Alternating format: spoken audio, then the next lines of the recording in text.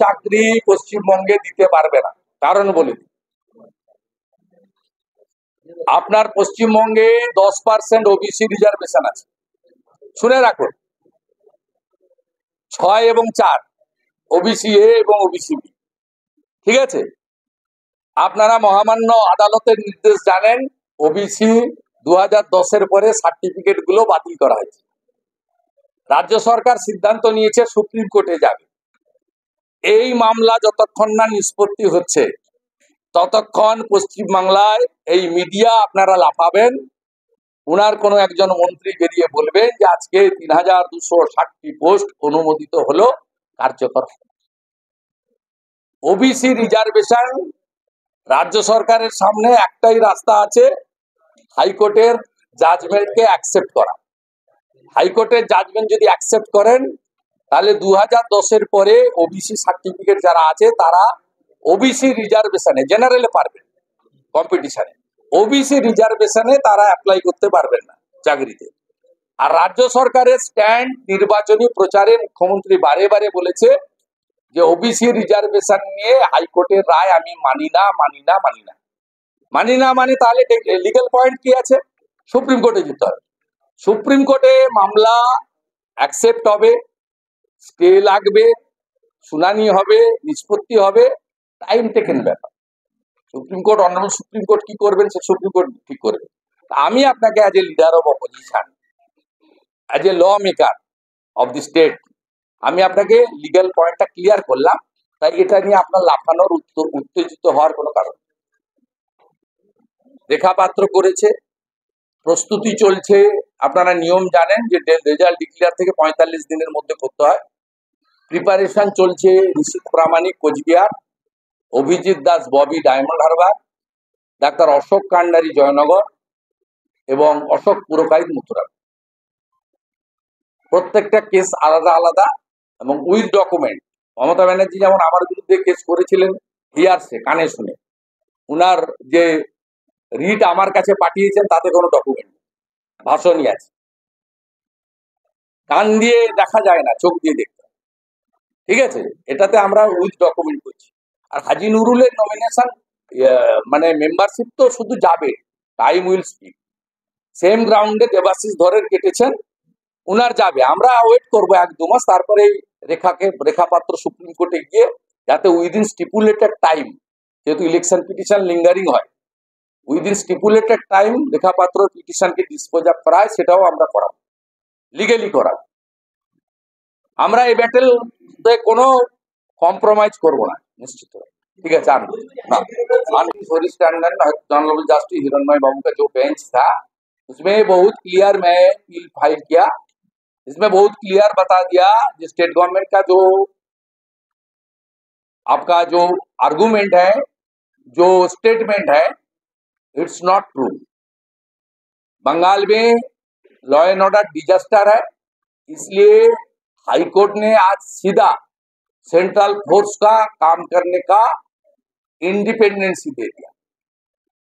Independency, इसको घुमा के 355। उन्होंने सेंट्रल फोर्स कितना दिन रहेगा वो छोड़ दिया एमएचए के ऊपर।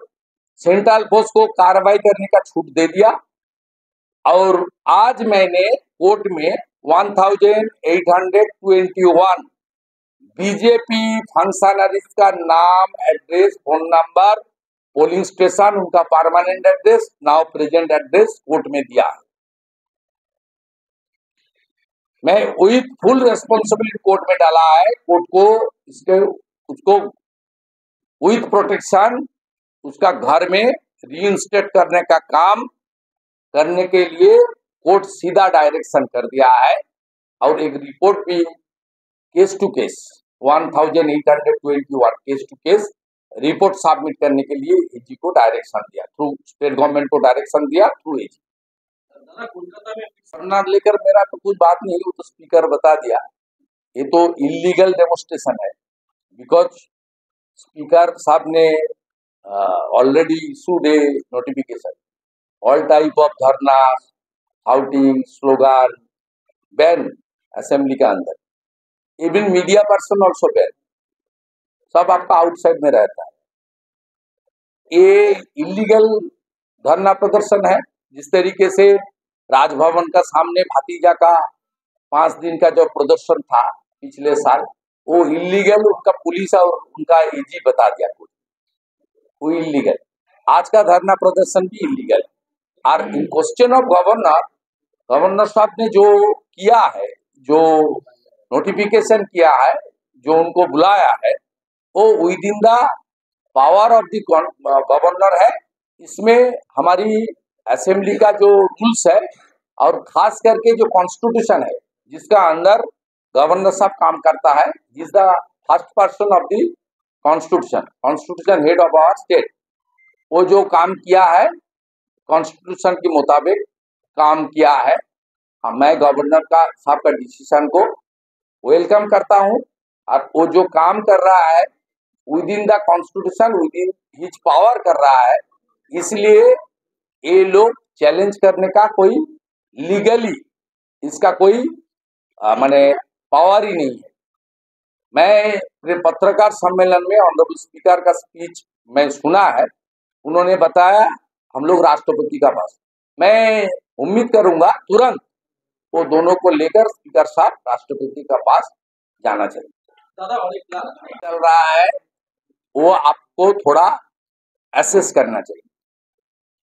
सरकारी जमीन कब्जा हुआ है, उसको वापस सरकार लेना चाहता है, इसमें कोई दिक्कत नहीं है। लेकिन जिस तरीके से उत्तर प्रदेश से लेकर आसाम से लेकर दूसरा प्रदेश में नोटिस करके उसको टाइम देके 1 महीना 2 महीने का टाइम देके जिस प्रोसेस में किया है, यहाँ उस प्रोसेस को मेंटेन नहीं कर रहा है। यहाँ मीडिया में हाइप उठाने के लिए और मोदी जी का तीसरा टर्म का प्राइम मिनिस्टर बनने के लिए जो टीएमसी लोग दुखी है, वो दुख को मिटाने के लिए मीडिया हाइप को लिए ये लोग कर रहा है। और इसमें ज्यादातर unauthorise occupier on the government land, उसको रिकवरी करने का काम नहीं हो रहा है हकार उच्छेद, eviction of the poor people in the street. जो गरीब लोग हैं 200, 300, 400 रुपया कमाने के लिए, बंगाल में कोई इंडस्ट्री नहीं है, नौकरी नहीं है, बंगाल का लोग भाग रहा है, ज्यादा से ज्यादा माइग्रेंट लेबर बंगाल की है। बंगाल में खाने का संस्थान युवा लोग को नहीं है, इसलिए बंगाल का गरीब लोग को उठा रहा है। इसमें कौन एरिया में कर रहा है? जहां बीजेपी का प्रत्याशी पिछले लोकसभा चुनाव में उसको ज्यादा वोट मिला है, और खास करके बोलने का कोई दिक्कत नहीं, एक कोलकाता महानगर में न्यू मार्केट में नहीं हो रहा, मेटिया बुरुज में नहीं हो रहा, पार्क सर्कस में नहीं हो रहा है, राजा बाजार में नहीं हो रहा है, कहाँ हो रहा है? जोगू बाबूर बाजार, हाथी बागान, गोड़िया, विधाननगर, जहां खास करके गरीब हिंदू लोग हकार बन के अपना रोटी रोजी कमा रहा है, वहां ये लोग लाठी चला रहा है। उसका जो सामान उसको बरामद कर रहा है इलीगली, इसको प्रोटेस्ट होगा। कल एडमिनिस्ट्रेटिव मीटिंग में इसको विद्रोह करे, नहीं तो डे आफ्टर टुमारो जहां करेगा जनता विरोध करेगा, और जनता जो विरोध करेगा उसका साथ बीजेपी का कार्यकर्ता, बीजेपी का इलेक्टेड पंचायत से लेकर एमएलए तक सब खड़ा रहे। प्राइमरी तो बिहार অবধি এসছে, এখন সিবিআই বিহার থেকে ট্রেনে বা প্লেনে উঠেনি পশ্চিমবঙ্গে আসার জন্য। এখন আমি যেটুকু খবর পেয়েছি প্রাইমারি টেটের জন্যই প্রাইমারি কাউন্সিলের কাছে ইনভেস্টিগেশন পার্ট, কোর্ট মনিটরিং। কয়েকদিন আগে অনারেবল জাস্টিস অমৃতা সিনহার বক্তব্য শুনছি যে আমরা কোর্ট মনিটরিং এটা করছি এবং খুব ক্লোজলি মনিটরিং হচ্ছে, প্রত্যেকটা অফিসার আইও তাদের কাজও কোর্ট মনিটর করছে। ন্যাচারালি কোর্টের উপরে আস্থা রাখুন, এজেন্সির উপরে আস্থা রাখুন নাই রাখুন সে অন্য জিনিস, কোর্টের উপরে আস্থা রাখুন। কোর্টই পশ্চিমবঙ্গে দুর্নীতির শিকড়কে উপড়ে ফেলবে বিশ্বাস পশ্চিমবাংলার প্রত্যেকটা মানুষের আছে। সাংবিধানিক অধিকার দিয়ে করেছেন। রাজ্যপাল মহোদয় পার ডেলিগেট করতে পারেন, তিনি আমাকেও দিয়ে দিতে পারেন, আমি শপথ পড়াতে পারি, সে ক্ষমতা ওনার আছে। মহামান্য রাজ্যপাল মহোদয় যা করেছেন তার সাংবিধানিক অধিকারের মধ্য দিয়ে করেছেন, তার এটা ব্যক্তিগত ইচ্ছা নয়। অতএব এখানে দুজনকে যে শিখিয়ে পাঠিয়ে দিয়েছে ওরা আমাদের নকল করেছে। বিজেপি বসতো ওখানে, স্পিকার তো ব্যান ঘোষণা করেছে, ওখানে কেউ ধর্ণা প্রদর্শন করতে পারবে না। আজকে স্পিকারের ব্যানটা কি উঠে গেল? মাননীয় স্পিকারের বক্তব্য দেখছিলাম, উনি রাষ্ট্রপতির কাছে যাবেন। আমি মাননীয় স্পিকারকে অনুরোধ করবো আপনি আগামীকালই যান, ওই দুজনকে নিয়ে যান সঙ্গে। রাষ্ট্রপতি আপনাকে আইনটা ভালো করে সংবিধানটা পড়িয়ে বাড়ি পাঠিয়ে। আচ্ছা বলছি, উনি আশঙ্কা করছেন ওনাকে সরিয়ে দেন। বিধানসভাতে আজকে যে ঘটনা ঘটলো, যারা বিক্ষোভ দেখিয়েছে গাড়িওয়ালাদের সামনে, তারা তো কেউ হাউসের সদস্য নয়, তারা শপথ পর্যন্ত নেই। কি করে হতে পারে যে সদস্য? সবই হয়, ওটা সবই হয়। তাপসদা পাশে আছে, আমার সাসপেনশন গুলো নবান্ন থেকে লিখে আসতো। পরে তাপসদা যখন ভোটে লড়ে আমি জিজ্ঞেস করতাম, তাপসদা কি হলো? বলে আমাদের কিছু করার নেই, বলতো পড়ে দিতে। কখনো নান্টুকে কখনো আমাকে, আমরা পড়ে দিতাম। সরকার মোল্লা এখন যে বক্তব্য রাখছে,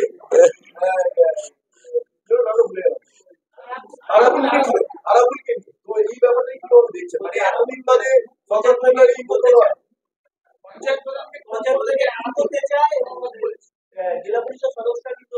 আরাবুল ইসলাম তিনি তৃণমূল কংগ্রেসেরই লোক, এবং শকত মোল্লা এখন পিসি ভাইপো দুজনের আশীর্বাদ ধন্য।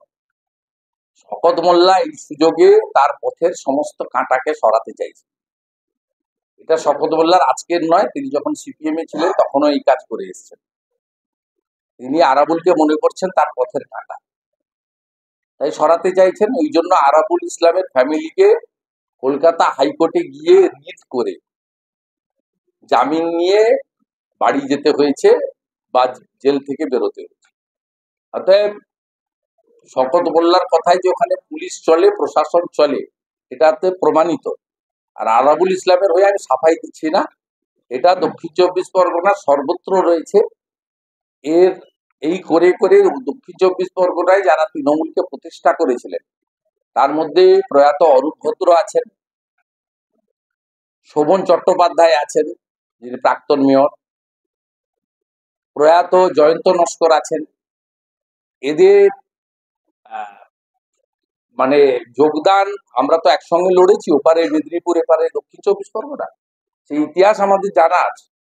এবং আপনি যদি ক্যানিং এর শৈবাল লাহিড়ী থেকে শুরু করে কাকদ্বীপের মন্টুরাম পাখিরা পর্যন্ত এদেরকে আলাদা করে জিজ্ঞেস করেন, ইভিন মেটিয়া বুরুজের খালেক মোল্লা সাহেবকে, তিনি অসুস্থ, তার দ্রুত আরোগ্য কামনা করি, তা জিজ্ঞেস করেন, তাহলে তারা কি যন্ত্রণা এবং কষ্টের মধ্যে আছেন ওরাই বলে দিবে, আমাদের কিছু বলতে হবে। মহেশতলার দুলাল দাসকে গিয়ে জিজ্ঞেস করুন, এর উত্তর পেয়ে যাবে। দক্ষিণ চব্বিশ পরগনাটা কাদের হাতে গেছে, জাহাঙ্গীর শওকতরা কি করছে, কমপ্লিটলি লাল চুল কানে দুল, তার নাম যুবা তৃণমূল, তাদের হাতে চলে গেছে। উনি হিসাব করে দেখেছেন যে উনি হিন্দি স্পিকিং বুথগুলোতে হেরেছেন, আসানসোলের উল্টিতে হেরেছেন, আসানসোল প্রপার অ্যাসেম্বলিতে হেরেছেন, রানীগঞ্জ প্রায় সমান সমান, দুর্গাপুর শহরে হেরেছেন, ভাটপাড়া হেরেছেন, কলকাতার বড়বাজার জোড়াসাঁকো ডেফিসিট হয়েছে। উনি খুব খুব সুচতুর ভাবে অ্যানালাইসিস করে দেখেছেন ম্যাক্সিমাম হিন্দি স্পিকিং পিপল যারা ভারতীয়, আমরা তো অবিভক্ত বাংলা, বিহারও আমাদের অংশ ছিল, উড়িষ্যাও আমাদের অংশ ছিল, আজকে বিহারের পার্ট ঝাড়খণ্ড আমাদের অংশ ছিল। এগুলো আগে জিনিস কেউ ভাবতো না, আগে সবাই ভারতীয়ত্বে বিশ্বাসী হতো, এই জিনিস কখনো হয়নি এবং মানুষও কখনো ভাবতো না। মানুষ নির্বাচনে কখনো এই জিনিস কখনো ভাবেনি।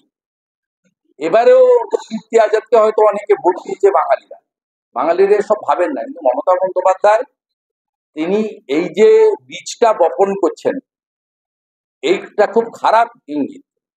এবং তিনি যদি বলেন তার হেলথ সেক্টরে 5টা রাজ্যকে টানতে হচ্ছে, তাহলে সবচেয়ে বেশি রুগী আপনি যদি ভেলোরে যান, আপনি যদি কটকে যান, ভুবনেশ্বর এইমসে যান, বাঙ্গালোরে দেবী শেঠির ওখানে যান, বা মুম্বাইতে টাটা ক্যান্সার হসপিটালে যান, তা আপনি দেখবেন মেজর রুগী পশ্চিমবঙ্গ। সিএমসি ভেলোর তো পুরো পশ্চিমবঙ্গ।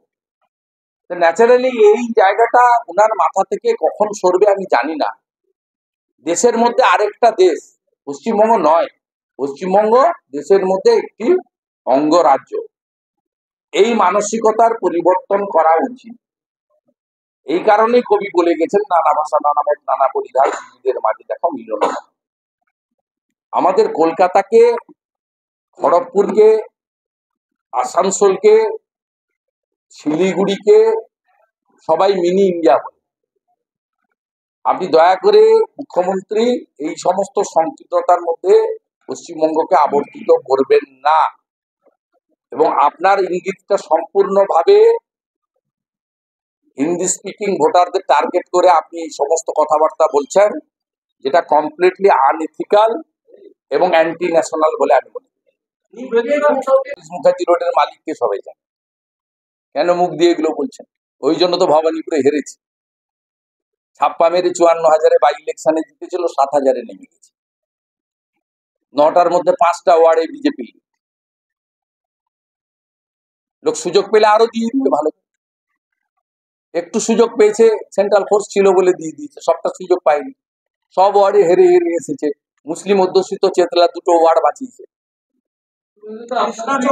ভাবতে পারেন কোন রাজ্যে আপনি আছেন? কোন রাজ্যে আছেন? CrPC, IPC, constitution, judiciary, human right সবকে বুড়া আঙ্গুল দেখিয়ে সব চাই। 29টাতে শান্তি নেই ওনার, আরো 13টা চাই। 42টাই ওনাকে দিতে হবে, 294টাই ওনার চাই। সবাইকে ওনাকে দখল করতে হবে। অতএব যত করবেন তত মানুষ ঐক্যবদ্ধ হবে। পৃথিবীর গণতন্ত্রে, পৃথিবীর ইতিহাসে কোনো স্বৈরাচারী শাসক বেশি দিন ধরে টিকে থাকতে পারেনি। সে ফার্দিনান্দ মার্কোস হতে পারে, জিয়াউল হক হতে পারে, জিয়াউর রহমান হতে পারে, যে কেউ হতে পারে। গণতন্ত্রে সব সময় মানুষ শেষ কথা বলেছে। প্রদীপ নিবার আগে যেমন দপ করে জ্বলে ওঠে, এই লোকসভা নির্বাচনের ফলাফলের ক্ষেত্রে তৃণমূলের তাই হয়েছে। প্রদীপটা নিববে, তাই নেবার আগে শেষ জ্বলা জ্বলে উঠেছে। অমল দত্ত কেউ নয়, তিনি এত বড় পার্লামেন্টেরিয়ান, তার কোনো মূল্য নেই। সোমেন মিত্র এত বড় ভেটারেন পলিটিশিয়ান, তার কোনো মূল্য নেই। আবুল হাসনাত খান এত বড় ভেটারেন পলিটিশিয়ান, তিনি কেউ নয়। এত হাই এডুকেটেড শ্রমিক লাহিড়ী, তিনি এত পপুলার নয়। একটা উচ্চ মাধ্যমিক পাস করা, এমবিএ লিখতো আগে, এখন লেখে না। কয়লার কেসে 8বার ডেকেছে, সুপ্রিম কোর্ট থেকে প্রোটেকশন নিয়ে ভোটে লড়েছে। তিনি 7,10,000 ভোটে জিতিলেন। ভাবিতে পারেন আপনারা কোন রাজ্যে আপনি বসবাস করেন? এই লড়াই চলছে।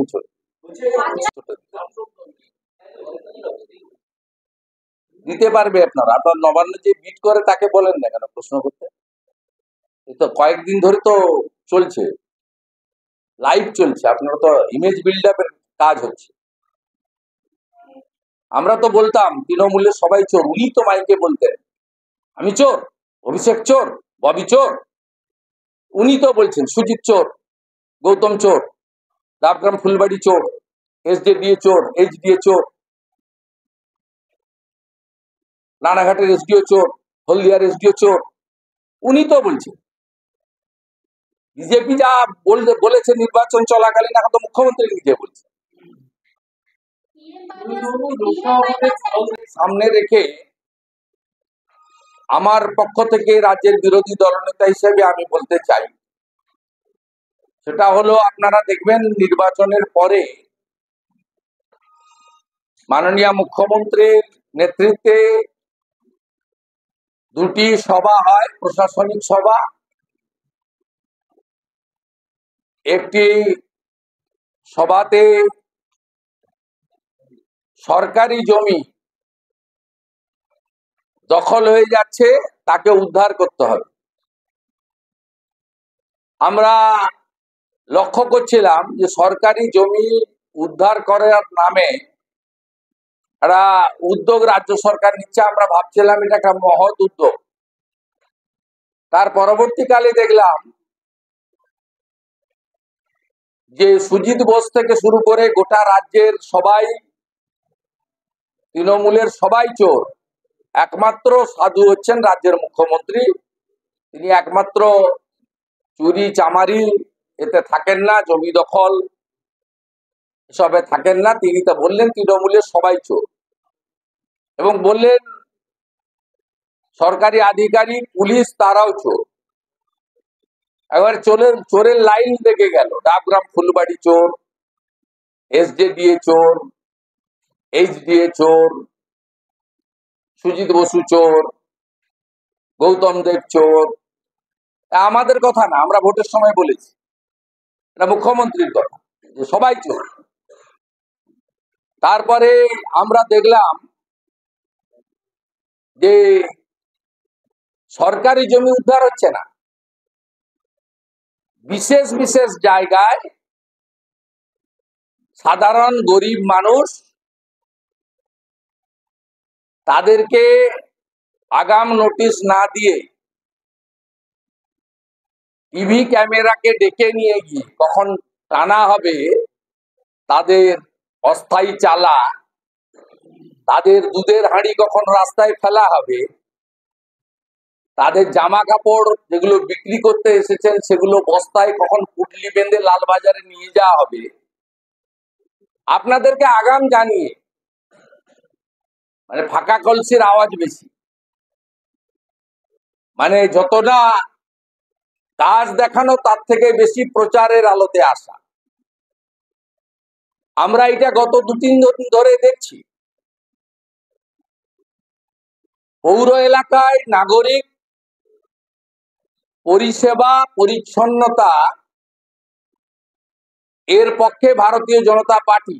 আপনি পুরসভাতে ভিভিপ্যাট বাদ দিয়ে পুরনো ইভিএম মেশিনগুলোতে ভোট করে ছাপ্পা মেরে যে জিতেছিলেন 22 সালে, এবারের ভোটের ফলে সেটা প্রমাণ হয়েছে।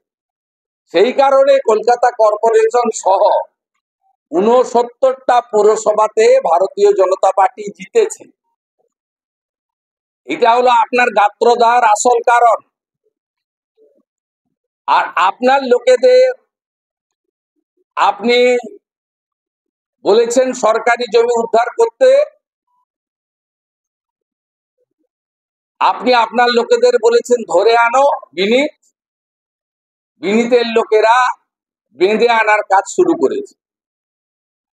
আমি আপনার কাছে প্রশ্ন করতে চাই মাননীয় মুখ্যমন্ত্রী,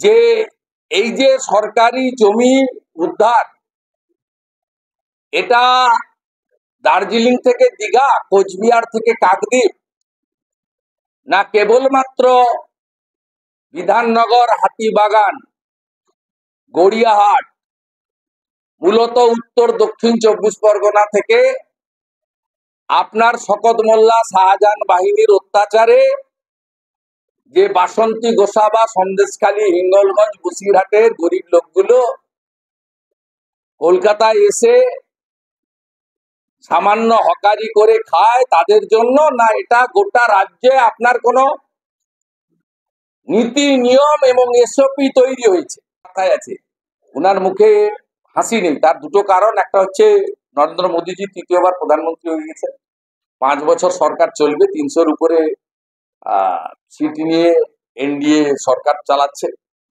অতএব আপনারা জানেন আজকেও স্পিকার ইলেকশন ভয়েস ভোটে হয়েছে। বিরোধীরা ডিভিশন পর্যন্ত চায়নি, কারণ বিরোধীদের অনেকেই আজকে অ্যাবসেন্ট ছিলেন। তার মধ্যে পশ্চিমবঙ্গের তৃণমূলের 5 জন আজকে অ্যাবসেন্ট ছিলেন। খোঁজ নিয়ে দেখুন, 5 জন অ্যাবসেন্ট ছিলেন। অতএব তারা নিজেদেরই ভোট রাখতে পারবে না, ওটা ভালো করে জানে, এবং খুব সচেতন ভাবেই জানে যে বিজেপি যে 39% ভোট পেয়েছে, 2,33,27,000, বিজেপি প্রতিষ্ঠার পরে পার্সেন্টেজে আমাদের 19-এ বেশি ছিল, 40, তার থেকে একটু কম আমরা পেয়েছি, কিন্তু ভোটিং এ সবচেয়ে বেশি ভোট আমরা পেয়েছি। 19-এ 2,30,00,000 ছিল, এবারে 2,33,27,000 ভোট পেয়েছে, হাইস্ট ভোট। এবং এই ভোটটা যে একেবারে একদম নিখাত, এই ভোটে যে কোনো জল নেই, ছাপ্পা নেই, রিগিং নেই, কোনো মৃত লোকের ভোট দেয়নি, এবং এই ভোটের 99% হিন্দুদের ভোট। আমরা 1% মতো মাইনরিটি ভোট পেয়েছি হিসাব মতো, 99% হিন্দুদের।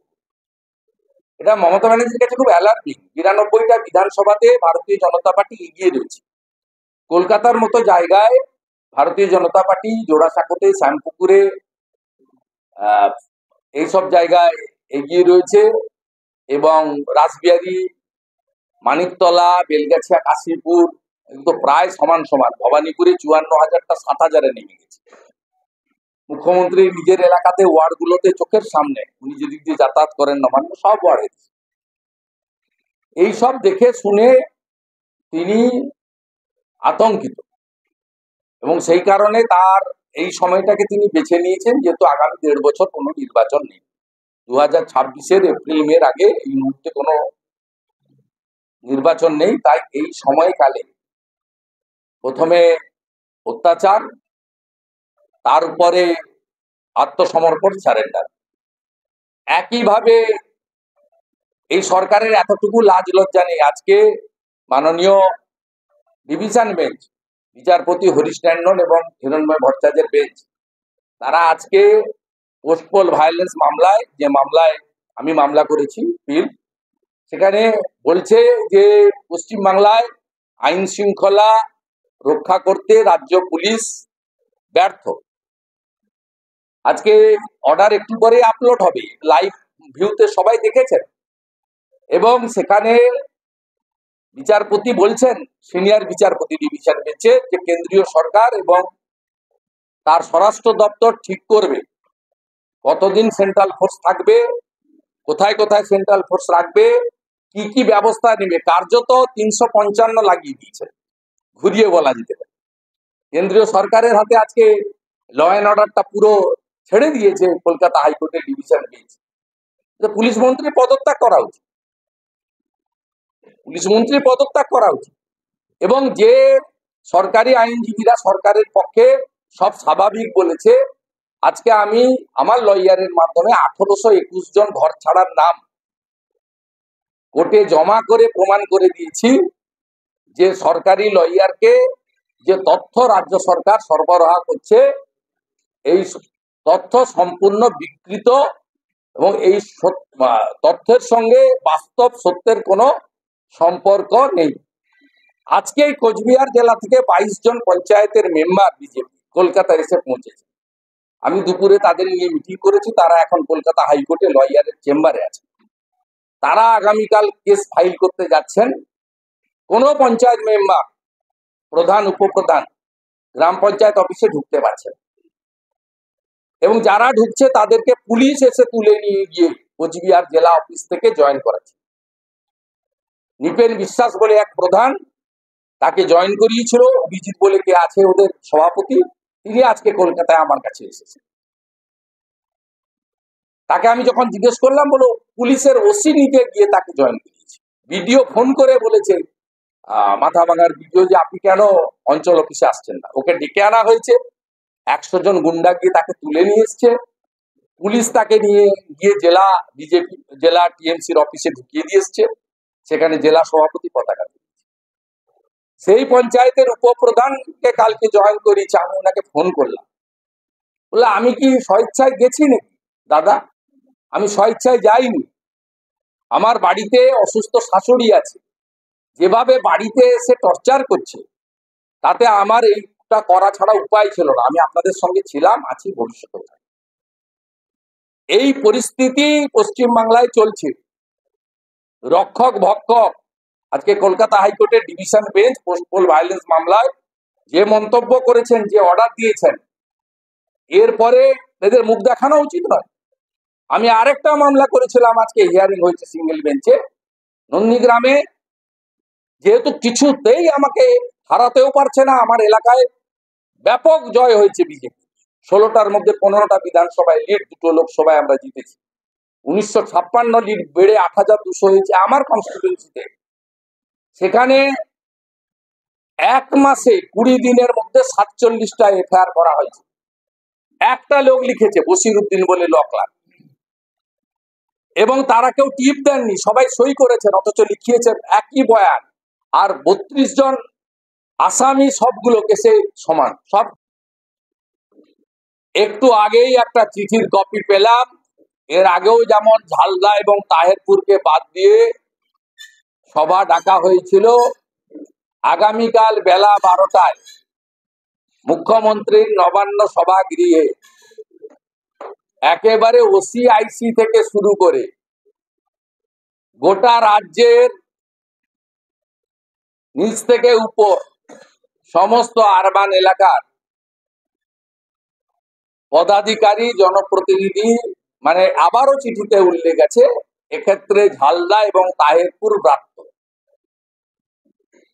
ঝালদা এবং তাহেরপুর ব্রাত্য, যদিও তারা বিজেপির বোর্ড নয়, বিজেপির অপোজিশন লিডার মিন্স সরকার এবং সরকারের দ্বারা বা সরকারি দলের দ্বারা যারাই অত্যাচারিত হবেন তাদের পাশেই লিডার অব অপোজিশন দাঁড়াবে। লিডার অব অপোজিশনের কাজ এইটা। আমরা রামপুরহাটের বকটুই থেকে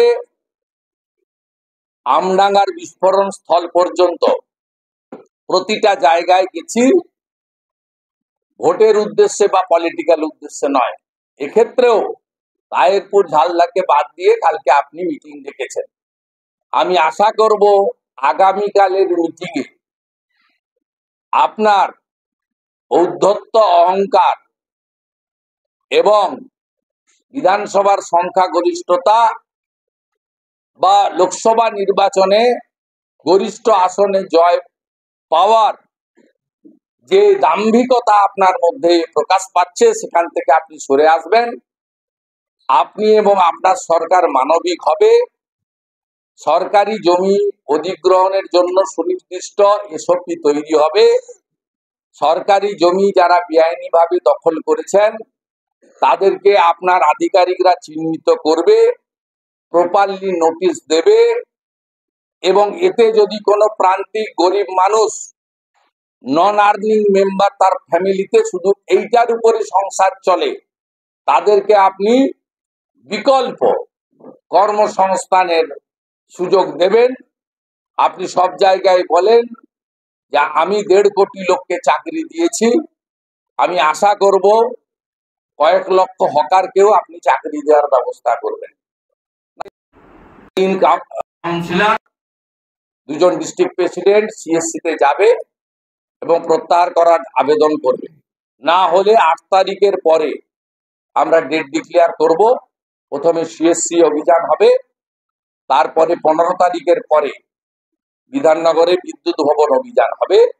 বাড়তি বিদ্যুৎ ট্যারিফ প্রত্যাহারের দাবি আপনাদের মাধ্যমে সরকারকে জানিয়ে আমার বক্তব্য বা প্রেস বার্তা আমি শেষ করছি। প্রশ্ন প্রথমে তুলে দেবে, পরে 72টা জায়গায় যে জমি দেয়নি বিএসএফ কে, 72টা জায়গা খোলা পশ্চিমবঙ্গে, একমাত্র রাজ্য। ত্রিপুরাও কমপ্লিট করে দিয়েছে, আসামও বর্ডার কমপ্লিট করে দিয়েছে, পাঞ্জাবও পাকিস্তানের বর্ডার কমপ্লিট করে দিয়েছে। জিরো। কোন দলের সরকার আছে দেখা করবেন, করে দিয়েছে। শুধু পশ্চিমবঙ্গে 72টা জায়গায় বিএসএফ কে জমি দেওয়া হয়। তার কারণ হচ্ছে রোহিঙ্গাদের এখানে আনা। ইতিমধ্যে আপনারা যে টুকরো টুকরো খবরগুলো পাচ্ছেন, যেমন গুজরাটে নন্দীগ্রামে গোপগড় মাদ্রাসার সার্টিফিকেট পাওয়া গেছে, বাংলাদেশ থেকে আসা একজন মুসলিম, তিনি শুভ দাস বলে নদিয়ার ঠিকানা দিয়ে সার্টিফিকেট নিয়ে গুজরাটে চলে গেছে। গুজরাটের স্বরাষ্ট্রমন্ত্রী স্টেটমেন্ট পেয়েছেন। ভয়ঙ্কর একটা অবস্থার মধ্যে আমরা আছি। এবং আমি আবারও বলি, আপনি যদি হাতিবাগানের সাথে সাথে খিদিরপুর করতেন, খিদিরপুরের সাথে সাথে পার্ক সার্কাস করতেন, বিধাননগরের সাথে সাথে নিউ মার্কেট করতেন, তাহলে আপনার সদিচ্ছা অনেকটা বোঝা যেত। আপনি বেছে বেছে যেসব জায়গায় করছেন, এর মধ্য দিয়ে খুব প্রমাণ হচ্ছে যে আপনি তাদেরকে নিয়ে এসে ওই ফাঁকা জায়গাগুলো ভবিষ্যতে বসাতে চান এবং কমপ্লিট ডেমোগ্রাফিটা চেঞ্জ করে দিয়ে যাতে আগামী 50 বছর ভোট ব্যাংকের রাজনীতিটা আপনি করতে পারেন। তাতে পশ্চিমবঙ্গ গেল, কলকাতা গেল, সেটা আপনার মানে আপনার বিষয়বস্তু নয় ধর্তব্যের মধ্যে, এটা আমরা আশঙ্কা করছি। আগে নির্বাচনে প্রচারের সময়ও বলেছি, বারে বারে বলেছি যে কলকাতাতে বিদ্যুতের ট্যারিফ এই নির্বাচন চলাকালীন খুব সাইলেন্টলি বাড়িয়ে দেওয়া হয়েছে এবং এর অনুমোদন রাজ্য সরকারের যে রেগুলেটরি বডি রয়েছে তাদের অনুমোদন নিয়েই হয়েছে। রাজ্য সরকার মানে তো জানেন একটাই পোস্ট, বাকি সব ল্যান্ড পোস্ট। তা সরাসরি মাননীয় মুখ্যমন্ত্রীর অনুমোদনে এই বিদ্যুতের ট্যারিফ বাড়ানো হয়েছে। এটা গোটা রাজ্যে এফেক্ট হচ্ছে, WBSCDCL, সেটা আমরা আরেকদিন আমাদের তথ্য দিয়ে ডাটা দিয়ে আপনাদের সামনে আনবো। WBSCDCL যা করেছে, আমাদের CSC যারা মনোপলি বিজনেস করেন তারা এই ইলেকশন চলাকালীন দুগুণ তো বটেই, কোথাও কোথাও 3 গুণও ট্যারিফে সিলিং চেঞ্জ করে বাড়িয়েছেন। আমাদের কাছে কিছু ডকুমেন্ট আমরা এখানে রেখেছি, অসংখ্য ডকুমেন্ট। তাতে আপনারা এটা দেখতে পারেন 4 আর 5। একইভাবে এই বিলগুলো আমরা অসংখ্য এখানে এনেছি। 4 মানে এপ্রিল, মে এবং জুনেও এই ট্যারিফ পরিবর্তন করে মূলত CSC এলাকা, যাকে কেন্দ্রীয় এলাকা বলা হয়, দক্ষিণ 24 পরগনার একটা বিরাট অংশ থেকে শুরু করে হুগলি হাওড়ার একটা বিরাট অংশ থেকে শুরু করে বারাসাত মধ্যমগ্রাম, একটা পুরো কেন্দ্রীয় এলাকা, ছোট বড় মিলিয়ে প্রায় 50টার মতো মিউনিসিপালিটি আছে, কর্পোরেশন আছে। তার জনগণ সরাসরি এফেক্ট হয়েছে এবং এটা লক্ষে নয়, কোটিতে। এবং যে সরকার প্রো পিপুল বলে দাবি করে, যারা টোল বিতরণ করে এবং অ্যাপিজমেন্ট, তুষ্টিকরণের রাজনীতি করে নির্বাচনে জিততে চান, সঙ্গে তো ছাপ্পা আছে, তারা খুব সাইলেন্টলি মধ্যবিত্ত, নিম্নবিত্ত এবং খুব ছোট ছোট যারা দোকান থেকে শুরু করে, যাদের খুব সামান্য রোজগার, একটা ফিক্সড রোজগার, তাদের উপরে একটা ভয়াবহ অর্থনৈতিক অবরোধ নামিয়ে নিয়ে এসছে। আমরা ভারতীয় জনতা পার্টির পক্ষ থেকে এই জনবিরোধী নীতির প্রতিবাদ করছি এবং পরবর্তীকালে WBSCDCL এর গোটা রাজ্যব্যাপী বিদ্যুতের ট্যারিফ বাড়ানোর বিরুদ্ধেও আমরা বলবো এবং রাস্তাতেও নামবো। আমরা আজকের এই প্রেস কনফারেন্স থেকে অবিলম্বে রাজ্য সরকারের অনুমোদনকারী যে সংস্থা, রেগুলেটরি বডি, যেটা রাজ্য সরকার অনুমোদিত, এই বাড়তি বিল প্রত্যাহার করার জন্য আমরা সুনির্দিষ্টভাবে দাবি করছি এবং 1 সপ্তাহের মধ্যে এটা করতে হবে। আমরা একইভাবে আমরা বিদ্যুৎ ভবনেও কর্মসূচি নেওয়ার কথা, আমরা পার্টির সঙ্গে কথা বলে বা ওখানকার ইউনিটের সঙ্গে কথা বলে জেলার সঙ্গে আমরা সে কর্মসূচিও নিতে চাই এবং এই বিষয়েও সেপারেট আমরা জানাবো। অন্যদিকে আপনারা জানেন যে ব্যাপকভাবে গোটা রাজ্য জুড়ে লোডশেডিং ও শুরু হয়েছে, 6 ঘন্টা 8 ঘন্টা ধরে। একটা বিশেষ মানে ভোট ব্যাংক, আমি ধর্ম সম্প্রদায় বলবো না, একটা বিশেষ জনগোষ্ঠী যারা তৃণমূল কংগ্রেসকে এবারে 100-র মধ্যে 98টা ভোট দিয়েছে, তাদের এলাকায় হুকিং অ্যালাউড, তাদের হুকিং কাটতে কেউ যায় না। কিন্তু অন্যান্য এলাকায় বিশেষ করে সেখানে হুকিংও কাটা হচ্ছে, গ্রেপ্তারও হচ্ছে, আবার ফাইনও হচ্ছে, আবার লোডশেডিং হচ্ছে। এই জন্য আমরা আজকে মূলত জনস্বার্থের এই বিষয়টা নিয়ে আপনাদের সামনে আমরা তুলে ধরলাম, এবং তথ্য প্রমাণ ডাটা আপনারা যদি চান তাহলে আমাদের মিডিয়া সেল থেকে এর ফটোকপি, আমাদের উত্তর কলকাতা জেলা অফিস থেকে ফটোকপি আপনারা সব নিতে পারবেন। সবচেয়ে বেশি কস্টলি ডালার দাম হচ্ছে নিউ মার্কেট। নিউ মার্কেটে আগে 50 টাকায় ডালা বসাতো, এখন 500 টাকা করে নেয়। তাও আবার রকম ফেরে, পুজোর সিজন হলে, ঈদের সিজন হলে ওই ডালাগুলো 1500 টাকা করে। এই ডালাগুলো কিনতে হয় তৃণমূল নেতাদের কাছ থেকে। এটা হচ্ছে সবচেয়ে কস্টলি জায়গা নিউ মার্কেট। এরকম তো বাকি গোটা কলকাতা জুড়ে এবং বড় বড় সিটিতে এই একই জিনিস চলছে। এবং এখানে হাত দিলে যেহেতু ভোট ব্যাংকে আঘাত পাবে, তাই এখানে উনি হাত দেননি। উনি গড়িয়াহাট, যোগুবাবুর বাজার, খুব রাগ ভবানীপুরে 9টার মধ্যে 5টা ওয়ার্ডে হেরে গেছেন। প্রিয়াঙ্কা টেবরিয়ালকে 54,000 ভোটে হারিয়েছিলেন, এখন নেমে এসছে 7,000। কি কঠিন অবস্থা। 1.5 বছর পরে 7,000টা তো থাকবে না, উনি জানেন। তাই জন্য আগে যোগুবাবুর বাজারটাকে পরিষ্কার করেছেন যে আমি 1.5 কোটি লোককে পশ্চিমবাংলায় চাকরি দিয়েছি। যদিও তালিকা চাইলে কোনোদিন পাওয়া যায় না, পাওয়া যাবেও না, কারণ এটা মিথ্যা, সবাই জানে। তাই আশা করব আগামীকাল আপনার লেঠেল বাহিনীকে আপনি বিরত করবেন। যদি বিরত না করেন, আমরা অন্যায়ভাবে উইদাউট নোটিশ যে গরিব লোকগুলো বিশেষ করে একটা নির্দিষ্ট জনগোষ্ঠীর উপরে আক্রমণ আনা হচ্ছে, আমরা ভারতীয় জনতা পার্টি তাদের সঙ্গে থাকব।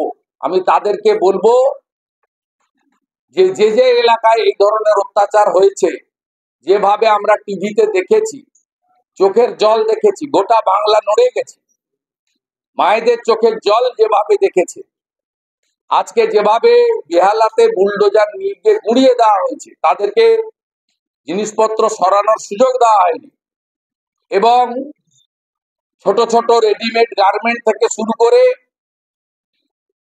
সামান্য স্টেশনারি গুডস বা অন্যান্য যা সামান্য জিনিস, প্লাস্টিক বলুন, সিলভার বলুন, যেগুলো বিক্রি হচ্ছে, যেভাবে লালবাজারের পুলিশরা পুলিশের প্রিজন ভ্যানে যেভাবে অন্যায় ভাবে তুলে নিয়ে আসার ছবি দুদিন ধরে প্রকাশিত হয়েছে, এটাকে হকার উচ্ছেদ বা জনগণের স্বার্থের কাজ বলা যায় না। এটাকে মানবতা বিরোধী।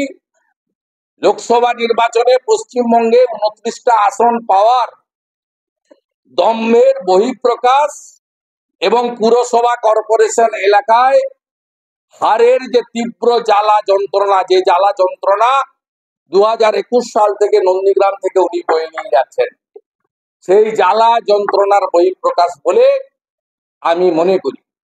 আগামীকাল সিদ্ধান্ত পুনর্বিবেচনা না হলে আগামী পরশু থেকে যেখানে হকার উচ্ছেদ করবে, সেখানে পশ্চিমবাংলার জনগণকে, সমস্ত ধরনের মানুষকে, এলাকার ক্লাব, প্রতিষ্ঠান, জনপ্রতিনিধি, বিজেপির কার্যকর্তা, তাদের সকলকে আমি অনুরোধ করব, বিরোধী দলনেতা হিসাবে বাধা দিন। কি করবে? গ্রেফতার করবে, নিয়ে আসুন, এবং প্রয়োজন হলে আমিও যদি আগাম জানতে পারি কোথাও হচ্ছে উইদাউট নোটিশ, আমি লিডার অব অপোজিশন হিসেবে আমি নিজেও বুলডোজারের সামনে বা পুলিশের সামনে দাঁড়ানোর জন্য প্রস্তুত আছি। আমার কলিগ এমএলএদেরকেও একইভাবে আমি আহ্বান করব। আমি আশা করব মাননীয় মুখ্যমন্ত্রী তার রাজধর্ম পালন করে প্রশাসনিক কর্তৃ হিসাবে তার পুলিশের ওভার অ্যাকশন, অমানবিক অ্যাকশন আগামীকালের মিটিংয়ে তিনি প্রত্যাহার করবেন। আবারও বলি, সরকারি জমি অধিগ্রহণের জন্য সুনির্দিষ্ট এসওপি প্রকাশ করে রাজ্য সরকার, কেন্দ্রীয় সরকার, রেল, বন্দর, যেখানে যার জমি অধিগ্রহণ হয়ে গেছে, বেআইনি ভাবে দখল হয়ে গেছে, সেই জমি উদ্ধার করার জন্য রাজ্যের মুখ্য সচিবের নেতৃত্বে আধিকারিকরা রাজনীতির ঊর্ধ্বে উঠে ভোট ব্যাংকের কথা না ভেবে কাজ করবে, এই appeal on behalf of opposition leader আমি জানাচ্ছি। আমাদের প্রেস মিডিয়ার সমস্ত বন্ধুদেরকে ভারতীয় জনতা পার্টির পক্ষ থেকে এবং বিরোধী দল নেতা হিসেবে আমি আন্তরিক শুভেচ্ছা জানাই। আমরা আজকে দুটো বিষয় নিয়ে আমি আপনাদের সামনে প্রেস বার্তা দিতে চাই। আমার সাথে আছেন আমাদের মিডিয়া যিনি ইনচার্জ তুষার ঘোষ মহোদয়, আমাদের সিনিয়র লিডার, আমাদের পার্টির অন্যতম একজন সিনিয়র লিডার সম্মানীয় তাপস রায় মহোদয়। আমরা আমাদের কলকাতা মহানগরের দুটো জেলার প্রেসিডেন্টকে সাথে পেয়েছি। আয়োজক জেলার উত্তর কলকাতার প্রেসিডেন্ট তমগ্ন ভাই এবং দক্ষিণ কলকাতার প্রেসিডেন্ট অনুপম ভাই আছে। এর বাইরেও যেহেতু জনস্বার্থের বিষয় এবং as a leader of opposition আমি আমার ভয়েস রেজ করতে চাই থ্রু মিডিয়া। আমার সঙ্গে কলকাতা কর্পোরেশনের অপোজিশন লিডার, সবারের কাউন্সিলর মাননীয় শ্রীমতী মীনা দেবী পুরোহিত মহোদয় আছেন, আমাদের অত্যন্ত প্রতিবাদী কাউন্সিলর সজল ঘোষ আছেন এবং কর্মঠ কাউন্সিলর বিজয় ওঝা রয়েছে। उसके लिए लोग जो है राहुल गांधी उनको बोलना चाहिए we want division, we want division. Akhilesh ji को बोलना चाहिए था we want division, Sudip Banerjee को बोलना चाहिए था वी वांट डिवीजन। सब लोग तो देखा स्पीकर इलेक्शन बहुत इंटरेस्टिंग था, जिस तरीके से हाई उठाया था ये सरकार गिर जाएगा, स्पीकर इलेक्शन में हम लोग देख लेगा। क्या देखा, टीएमसी का 5 एमपी आज सदन में नहीं था। सिग्नेचर रजिस्टर मंगा लीजिए, एलओपी झूठा बात नहीं बोलता। ममता बनर्जी ने प्रधानमंत्री को पत्र लिखकर बांग्लादेश के साथ एक तरफा बातचीत का आपत्ति जलाई है। बंगाल सरकार की भागीदारी के बिना तीस्ता जल बंटवारे पर कोई बातचीत नहीं हो सकती। ये नेशनल इशू है, इसमें चीफ मिनिस्टर का कोई रोल नहीं है। कोई नया एग्रीमेंट नहीं है, रिन्यूअल है। जो ओल्ड एग्रीमेंट है उसको रिन्यूअल किया। देश में क्या होगा इसमें चीफ मिनिस्टर को पूछने की जरूरत नहीं है। नया एग्रीमेंट में स्टेट का ओपिनियन लेता है, ये नया एग्रीमेंट नहीं है, ये ओल्ड एग्रीमेंट का रिन्यूअल है। दो एमएलए हैं आज विधानसभा में बैठ के अपने शपथ को लेकर protest illegal unauthorised because speaker of the West Bengal assembly already issued a order that no dharna, no pradarshan, no rally, no shouting in his premises not allowed. You know it very well. MLA बैठे नहीं ये तो MLA नहीं हुआ, वो तो नहीं है, चुने हुए। हाँ वो तो इलीगल काम किया, हम लोग भी करेंगे जरूरत होगा। जिस तरीके से राजभवन के सामने पिछले साल हुआ, कोर्ट में तो हो गया, दूध का दूध पानी का पानी। कलकत्ता पुलिस ने लॉयर को देकर बताया इलीगल, 144 इलीगल, 140 को तोड़ के लोग किया, एक्शन नहीं हुआ। ये भी इलीगल काम कर रहा है, और जो गवर्नर साहब ने बुलाया वो with in his power. Britannia company को लेकर जो संशय चल रहा था, कल अमित मिश्रा जो एडवाइजर है मुख्यमंत्री के, वो आके भी बोल रहे कि ऐसा कुछ घटना घटी नहीं है, इंडस्ट्री जो है बंगाल में ठीक है, सेफ है। क्या कहना चाहिए? आप छोड़ दीजिए, बंगाल का इंडस्ट्री का हालत आपको अच्छा से मालूम है। सब इंडस्ट्री भागेगा यहाँ से। पिछले 1 महीने में 100 से ज्यादा व्यापारी बंगाल से भागकर दूसरा प्रदेश में, खासकर के उड़ीसा जाने का ट्रेन हुआ, वहाँ बीजेपी सरकार बन गया, सब भाग रहा है उड़ीसा। 20,000 करोड़ इंडस्ट्री को इंसेंटिवियस नहीं मिला है due to financial disaster of the state. Amit Mishra ji का काम क्या है? मिनिस्टर, कैबिनेट मिनिस्टर का सब फैसिलिटी एंजॉय कर रहा है, उनका काम क्या है? क्या काम के लिए उनको एडवाइजर बना के रखा है? 20,000 करोड़ पूछ लीजिए सारी इंडस्ट्री को। आप ये नहीं है, पूछ लीजिए ना। 20,000 करोड़ इंसेंटिवियास अभी तक बंगाल का कोई इंडस्ट्री को नहीं मिला है। और फिनांस डिपार्टमेंट में चीफ मिनिस्टर का डायरेक्शन है इंफ्रास्ट्रक्चर और इंडस्ट्री इंसेंटिवियास बंद due to her toll distribution of toll. Post poll violence को लेकर आप कह रहे थे दादा कि जिस तरह आज कोर्ट का जजमेंट आप पढ़ लीजिए। बंगाल में लॉ एंड ऑर्डर ठीक नहीं है। लॉ एंड ऑर्डर के लिए पुलिस काम नहीं कर रहा है। सेंट्रल फोर्स को पूरा छूट दे दिया आज कोर्ट ने। कितना दिन रहेगा, क्या करेगा, क्या एक्शन लेना चाहिए, क्या करना चाहिए, सब को पूरा इंडिपेंडेंस एमएचओ को दे दिया है। ये तो घुमा के 355 हो गया। पूरा इतने सीट जीतने के बावजूद भी ममता बनर्जी कहीं ना कहीं दिख रही है, उनके चेहरे पे जो अभी दिख रहा है तनाव। उसका जो वोट मिला है 2.71 लाख, उसमें 40 लाख फॉल्स वोट, जैसे डायमंड हार्बर में 10 lakh false vote.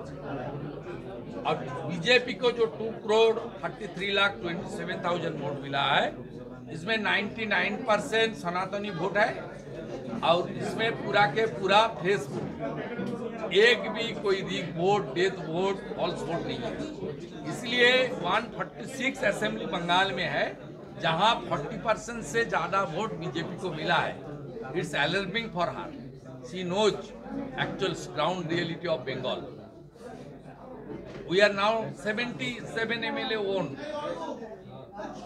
As per the last parliament election, we are ahead in 92 assembly seats. Because Bengal BJP not goes up to the mark, it's true. But the number of vote share, number of votes, and the assembly segment wise analysis, BJP is a big, strong and able force of Bengal. BJP is the only party, that party is the formidable, dependable, not testable opposition in Bengal. Congress tested and rejected, CPM tested and rejected, TMC also tested and would be rejected, এবং BJP not yet tested.